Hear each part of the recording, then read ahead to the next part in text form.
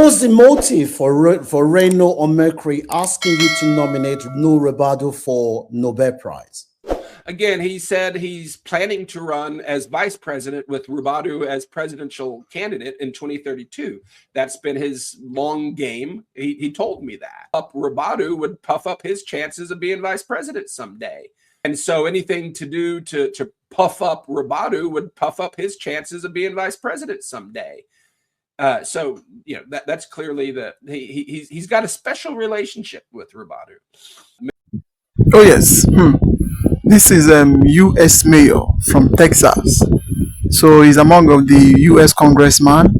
In this video, he exposed a lot of evil, a lot of things that is happening in Tinubu government and the evil of Reno Omokri. Why Reno Omokri finally thought and start supporting Tinubu and later start looking for vice president, or let me just say president. In fact, in this video, this man, he exposed and he explained a lot of things in Nigerian government, and I would like you to watch it to the end. Don't skip any part of it, so that for you to understand the injustice, the thing that is going on in Nigeria. That is why you see a lot of things is going on. This issue of terrorism, banditry, and the kidnapping. No matter what happened, the people that is in government, they will not even say anything. They will be doing as if they are not seeing what is happening. So, in fact, this man is he has been in Nigeria for a while, and some people may know him. So he has been saying a lot of things for the people that has been kidnapped, and also for the people that have been marginalized in Nigeria. So he explained a lot of things in this video. As you're about to watch, like, subscribe, and make sure you share it so that for everyone to see things happening in Nigeria. What's the motive for Reno Omekri asking you to nominate Ribadu for Nobel Prize? Again, he said he's planning to run as vice president with Ribadu as presidential candidate in 2032. That's been his long game. He told me that. Ribadu would puff up his chances of being vice president someday. And so anything to do to puff up Ribadu would puff up his chances of being vice president someday. So, you know, that's clearly that he's got a special relationship with Ribadu. Minister Tugger, the Minister of Foreign Affairs, former, with Minister Idris, the Minister of Communication. I have, it was Nuhu Ribadu and Reno Omokri who personally called me on October 5th to go do the press conference. I've spoken with them, and I know Omokri in depth. Spoken with Pabio. I've spoken with many others. Nigerians and friends of Nigerians, we have the moment that you guys have been waiting for. Here is a very important guest that you need to hear from. Please, can you kindly introduce yourself? Yeah, my name is Mike Arnold.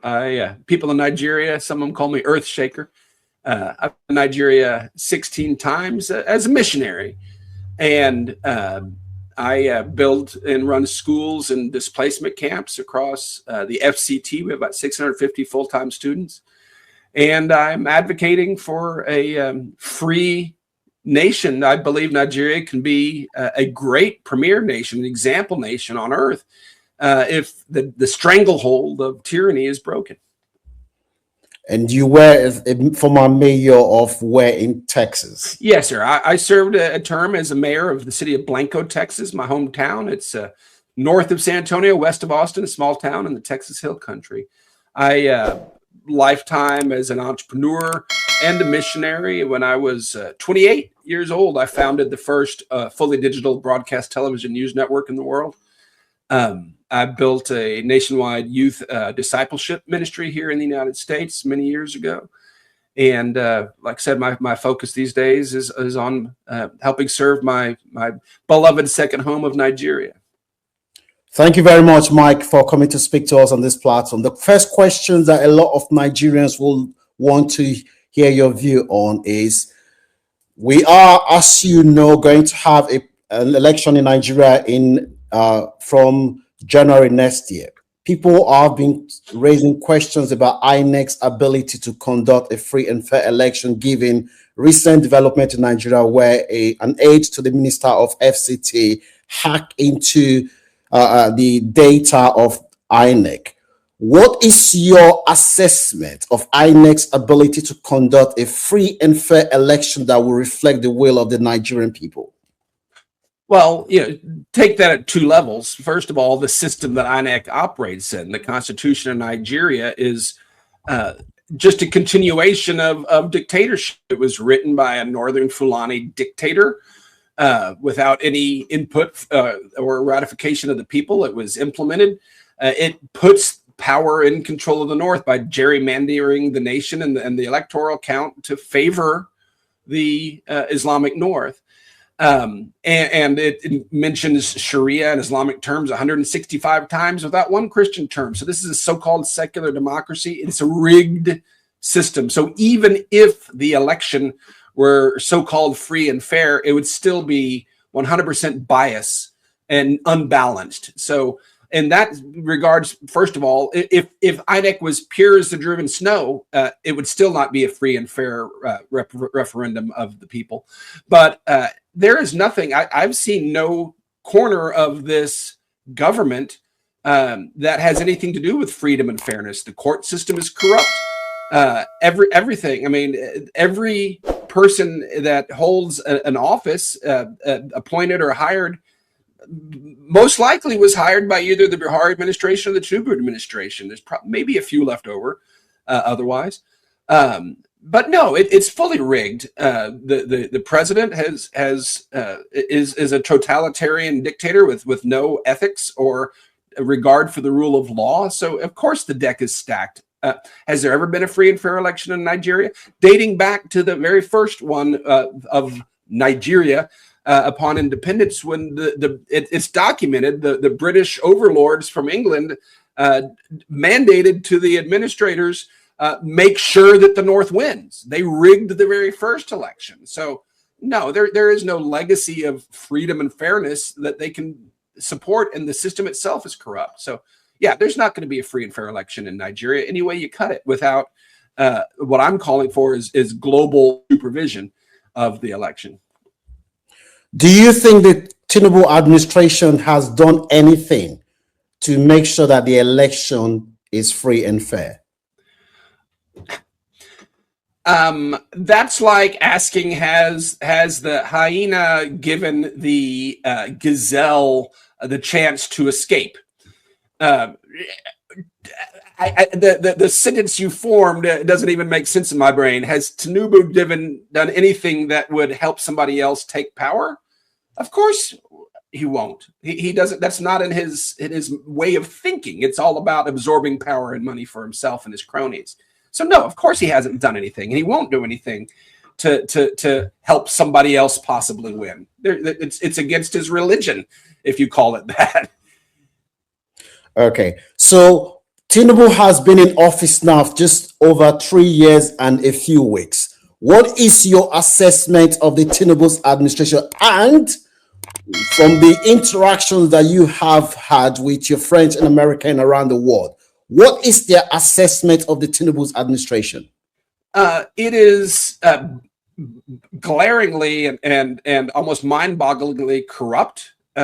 On the financial side in 2024, and depending on how you do the math, because federal budgets can be complicated, anywhere from 56 to 72% of the federal budget he gave no bid contracts, signed the check, and gave it to his crony Gilbert Chigurh for no bid contracts. Okay, and he's looted everything he can, but there are some policies he's done that on paper are actually the right thing to do.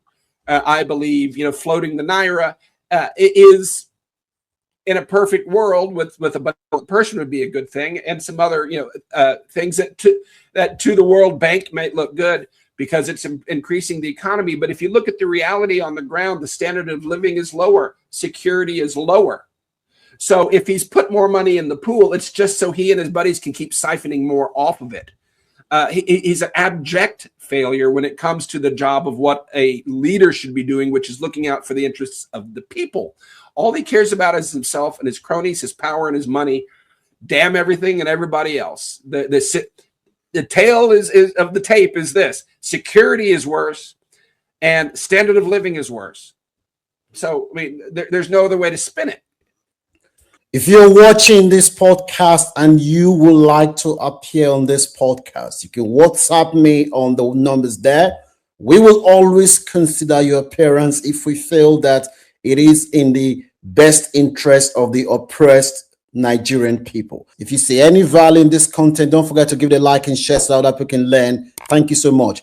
So you mentioned before that Reno Omekre, who happened to be my brother from the same part of Nigeria, you said he contacted you and asked you to nominate the National Security Advisor, Nuhu Ribadu, for Nobel Prize. Nigerians would like to hear what was that about? Yeah, that was in 2024. It was after the Nigerian government came out and fraudulently declared Boko Haram defeated, fraudulently declared that they had killed the -- 2 guy in ISIS, which is proven, beyond any reasonable doubt that was a bald-faced lie. But anyway, they'd come out with these falsehoods, and Omokri called and pleaded with me to nominate Nuhu Ribadu for a Nobel Peace Prize. Of course, I said no. I actually put some conditions that if he were to do this, and this, which would have warranted a Nobel Prize, actually get the IDPs home, actually make sure they're safe, and we'll talk about it. But no, he had asked me to nominate Ribadu, and he's also told me that he was planning the 2032. It's going to be a Ribadu Omokri ticket for president. That's what he told me. So, yeah, the guy's delusional. Okay, so if you were scoring Tinubu's administration where anything above 8 means is excellent, anything 5 is average, anything from 2 below is fair, how would you score the Tinubu's administration? Well, first of all, I don't think any administration with the Nigerian constitution and the Nigerian power structure can score above a 0.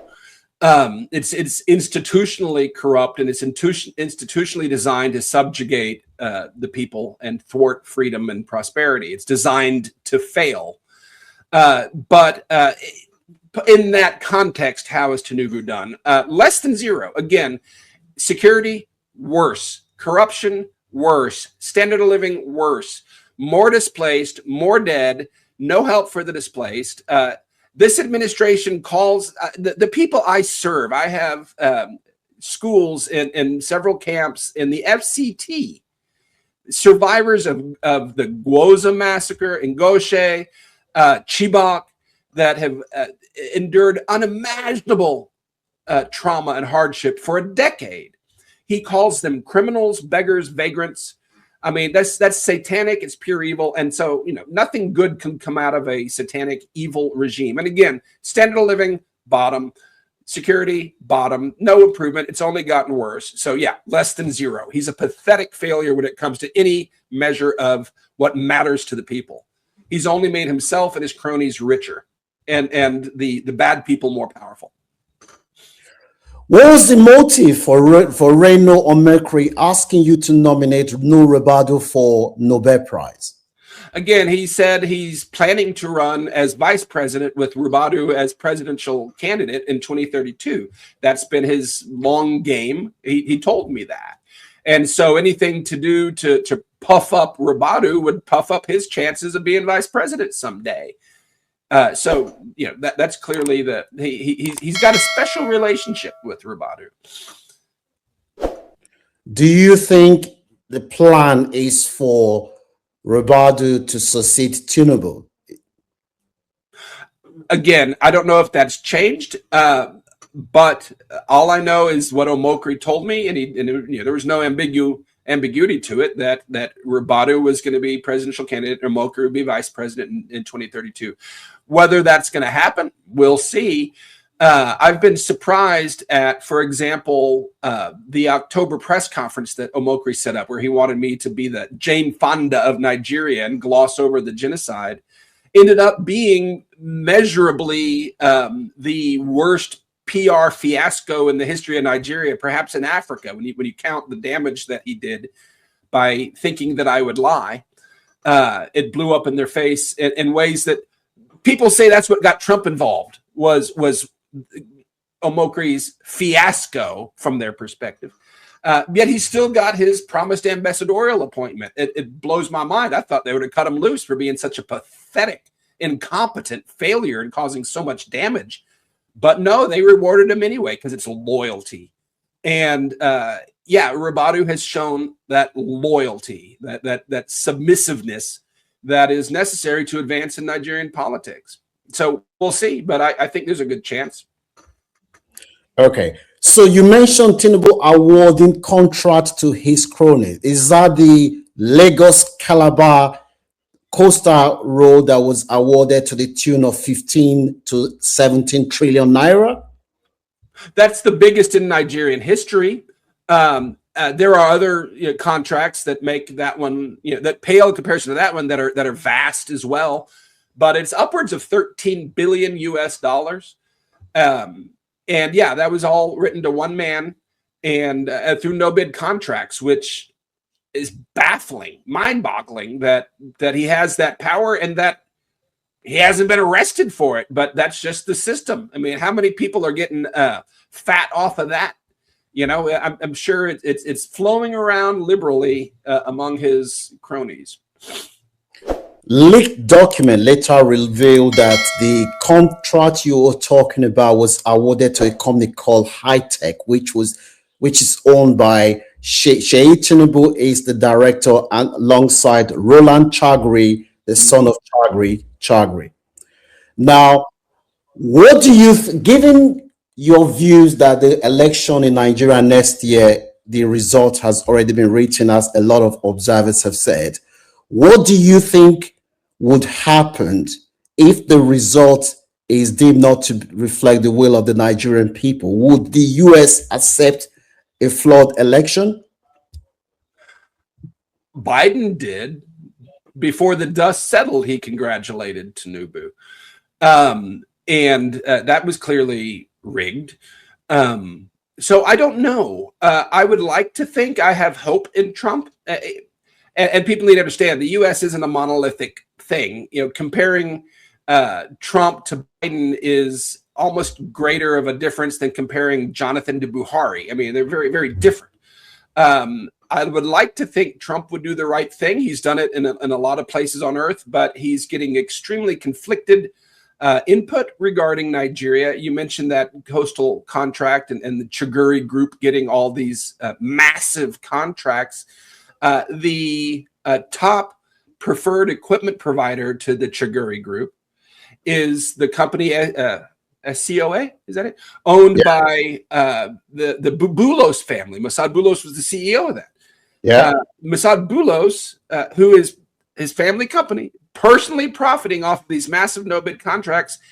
He's Trump's senior advisor when it comes to Africa. He's also Tiffany Trump's father-in-law. When I literally risked my life and was prepared to give my life, truly was, to speak the truth in Abuja in October, 3 days later, Boulos meets privately with Tinubu in Rome, comes out in front of Nigerian state television cameras and recites verbatim the talking points I had heard 3 days earlier by Issa Pantami sitting next to me when he was trying to, feed me these talking points.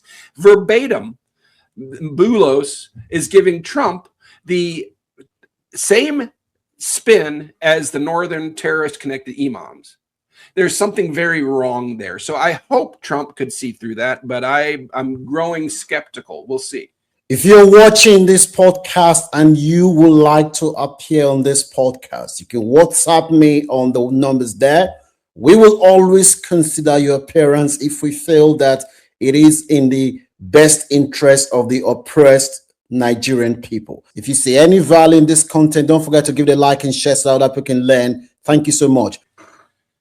So if Trump is relying on Boulos, who is his senior advisor on Africa and the Middle East affair, to guide him, and this person has link with the Chagri, clearly there appear to be conflict of interest. That means that the election next year, the international community, does that mean they're likely to just endorse and rubber stamp the election in Nigeria?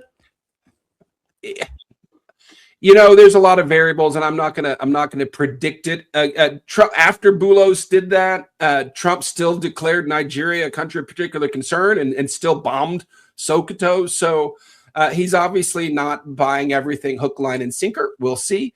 But if there's not a clear, viable alternative, if the winning candidate isn't strong enough and the movement behind them isn't strong enough, all he would be doing by, disputing it would be just throwing the country into chaos. If there's a movement for change that has popular backing and is clearly the winner, then yeah, I think the world would get behind that. No, because people are paying attention now to Nigeria like never before in history. There's an opportunity here. The light is shining. But if it's just disputed and questionable, and the person who may have actually won is really just more of the same, really just going to keep the machine the same, even if they are declared winner, there's no reason that I see for Trump or anybody else to vociferously dispute that. They need to have what's next in mind before they take an action. And just disputing something for the sake of disputing it is meaningless, in my opinion. If there's an alternative and it's got popular support, yeah, I think that you'd see some intervention. Do you see any alternative? Not that's emerged yet, in my opinion. And I'm going to be honest, I think the world of Peter Obi. I think he's, from what I can tell, a good, honorable, ethical man with good intentions. But he has shackled himself, unforced error, in my opinion. I think Nigeria deserves better than okay. Kwankwaso is a fact. He is a top, close confidant of the Sultan, and he is a governor, one of the first governors to implement Sharia law in his state, and to intentionally not only have this guy as a running mate, but then to take the unprecedented step and saying, "Oh, we're going to share power with this guy."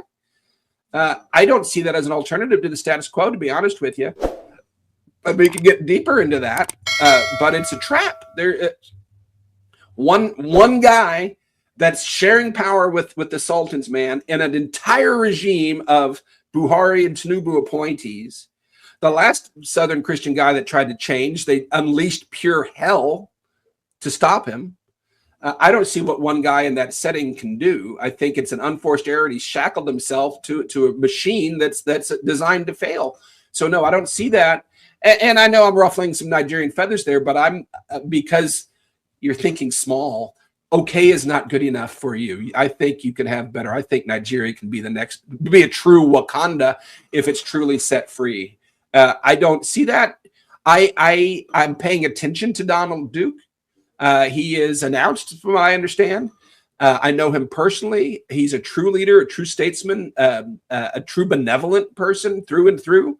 His record proves that, and my relationship with him has shown that. But is he going to do what needs to be done to win? We'll see. I don't know. I haven't endorsed anybody. I'm looking for certain signs, and I haven't seen them yet. If you're watching this podcast and you would like to appear on this podcast, you can WhatsApp me on the numbers there. We will always consider your appearance if we feel that it is in the best interest of the oppressed Nigerian people. Mike, you have spoken. Am I right in saying that you have interacted with people close to the Tinubu administration? Do you think they have the interest of the Nigerian people at heart? No, of course not. They have the interest of the caliphate at heart and themselves. They're either loyal to the caliphate, which is a prophecy-driven regime for conquest, or they're just lining their own pockets. But no, I spent time in Abuja with Minister Tugger, the Minister of Foreign Affairs, former, with Minister Idris, the Minister of Communication. I have, it was Nuhu Ribadu and Reno Moker, who personally called me on October 5th to go do the press conference. I've spoken with them, and I know Omokri in depth. Spoken with Pabio. I've spoken with many others. And no, and my whole basis for all of those conversations, and still is my purpose, is to help these displaced people, the most amazing people I know, friends of mine, help them get home safely. And not one of them has any care in the world for the displaced. 10 to 12 millions, widows and orphans, suffering, languishing, dying in your midst, and they don't have an interest in even recognizing them. So no, they have no interest of the people in heart. It's just themselves and just their ideology. So when you interact with political associates, friends, and people that are observing what is happening in Nigeria, what is your assessment? What is the feedback you're getting about the Tinubu's administration and the Nigerian presidential election in January next year? You know, I don't talk to a whole lot of people over here about the Nigerian presidential election. I have made the statement, and I stand on it from the U.S. perspective, at least, that working with the current administration to end the genocide is like working with the Third Reich to end the Holocaust. They may talk nice, and they may give you lip service, and they may cajole you and throw you a bone or two, but they have no interest or desire or ability to end what's happening there. And as far as the election, I have simply called for a free and fair election that the U.S. international community not just monitor from Abuja, but actually implement, which is precedented internationally, implement and run a free and fair election. That's what must happen. Beyond that, you know, I'm not into the politics of it so much. This system, the Nigerian constitution, must be replaced. The regime, regardless of who's on top of it, the regime must be deconstructed and rebuilt to reflect the remarkable, amazing people of Nigeria. Not a stranglehold to extract, but a tool for Nigeria could be the next Singapore. I mean, go from rags to riches and go from the bottom of the barrel to the top of the mountain in a generation. I believe that. And it's not going to happen with the current system in place. It's just not going to happen. The last question on this segment is, what do you think the Nigerian people can do to reduce the risk to prevent the election being rigged next year? That's a good question. There's a mindset shift, and it's deep. And I say this with all love and respect and admiration. There's a colonial mentality. I've heard Nigerians call it an inferiority complex. I don't know that I'd go that far, but there in a lot of ways it's justified that, yeah, hey, we got to get out of here if we're going to ever make anything of ourselves. But that's not a reflection of the character of Nigeria. That's a reflection of the stranglehold. But thinking that help must come from outside, ideas, philosophies, systems, structures must come from outside because that's better. That's a lie. Nigerians, and when I say Nigeria, I mean the region on the map that the world recognizes as Nigeria. It is what it is. That's how we refer to it.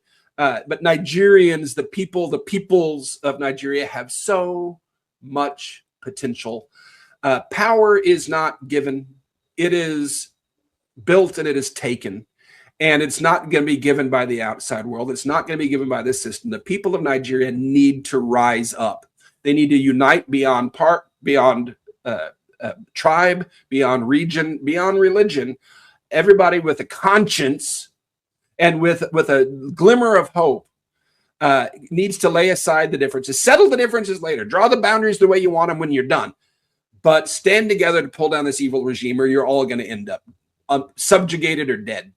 And need to stand up as one man. MLK, Gandhi, those are some examples that need to be emulated in Nigeria. Just resist, just stop complying. And it'll be costly, But I would give you this: non-violent revolutions have a 100% greater, literally, 26% to greater than 50% chance of success than a violent revolution. I'm not calling for a violent revolution, but I'm calling for a revolution nonetheless. A non-violent revolution of conscience of all good people of Nigeria to stand up and resist and to pull down this evil system and build something that'll allow you to become the greatest. I think you could be among the greatest nations on earth in a generation. I believe that wholeheartedly, because everywhere Nigerians go on earth, they rise to the very top.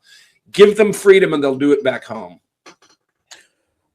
On that wise advice from Mike, we are going to end this segment. If you see any value in this content, don't forget to give it a like and share so that we can learn. Thank you so much. Oh yes, this is a very powerful interview coming from Mike Arnold himself. So I hope everybody heard everything he said concerning the Nigeria, both the constitution of Nigeria and everything, the way it is happening. And when he starts supporting and when he stops supporting the government of Nigeria, and then the time the government of Nigeria start being against him due to he stopped supporting them due to the evil, due to the thing that they have been doing. So that is when they start hating him. The government start hating him, start calling him names. So Nigerian government, as long as you don't support what they are doing, then you become their enemy. Then they will start looking at you like someone who is coming to take power over from them. That has been the game, that has been the thing. So in fact, a lot is happening in the country, but we wish one day the government will rise up, then they will do the needful, so that for the people that they are leading, so that they will have breathe to breathe. Because the way everything is happening in the country, nobody is safe, nowhere is safe. Everything is upside down.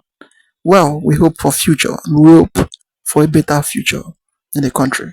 Well, I would like your comment down below, like, subscribe, and share it for everyone to see things going on in Nigeria. So thank you for watching.